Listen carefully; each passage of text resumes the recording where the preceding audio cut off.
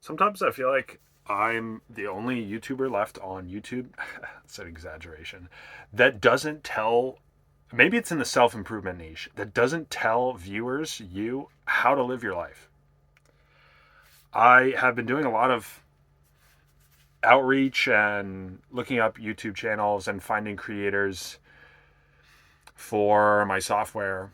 And I've been seeing a lot of people's channels, and I've come across a lot of small YouTubers and reading their YouTube titles. I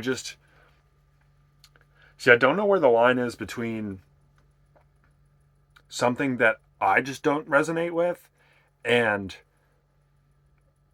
seeing something and being like, oh, that isn't the best strategy, you know? So anyway, I I wanted to share that, but I also had a question or I had a thought that I kind of wanted to explore around why. And so anyway, I guess my methodology for YouTube and for sharing, documenting my life on here is I'm just documenting my thoughts and learnings. And I recognize that many people recommend giving advice, talking to your younger self, essentially. And I've done that here and there, but I think what takes up more mental space is just what I'm going through and what I'm thinking about, and kind of just taking you along with me. And so, as I was thinking about this 15 seconds ago before the video, I was like, well, isn't it interesting how, in some ways, I have found that I can be stubborn about ideas, consistent, call it consistent, call it gravitating towards routine, grasping at uh, reality. I don't know.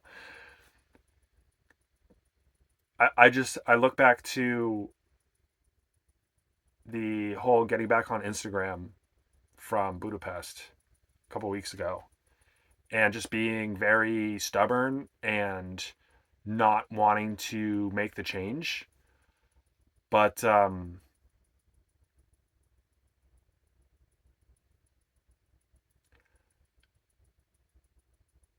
at the same time, I just don't feel comfortable telling people how to live their lives. I'm going to be honest with you, I'm going to be straight up honest with you. I lost how the Instagram thing connected to this thought. It's just gone. It's just gone.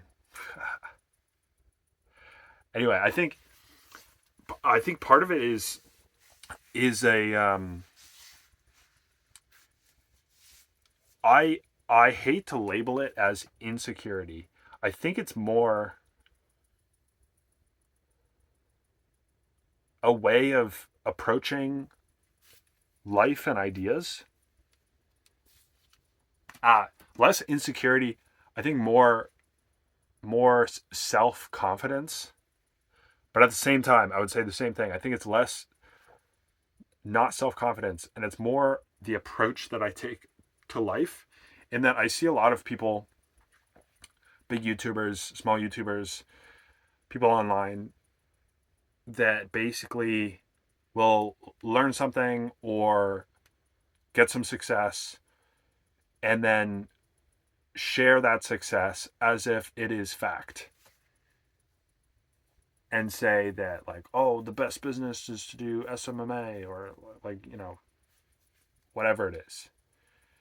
And what I've realized is is that makes that tonality, that approach makes for a great, I don't know if that's true, makes for a great leader. I think maybe it's the inverse. Maybe it makes for great followers. Because people who watch that, and I'm not saying this is bad, because I mean I was in the same boat. Um, People who watch that, we want black and white. We want truth and not truth. And life is complex and fuzzy. And to come on here and be like, well, the best business is to do, well, actually, it really depends on what you're interested in and what kind of life you want to have and live, and it depends on, I guess, your skill set and your education and what you're drawn towards, and like by this point in the video, like everybody's clicked off because it's like no, just tell me what the best business is to do, you know. And will there be a changing of the tide? I don't know, probably not. But I think I have found stable ground to stand on. And here's one thing, talking to my past self on a similar topic. I would say if you're starting out and you feel like an imposter and you worry that you don't have the expertise or the experience or the knowledge to share what is right, just talk about your life instead and share what you're thinking about and what you learned. And both Alex Hormozy and Gary Vee have talked about how to versus how I. And I found so much more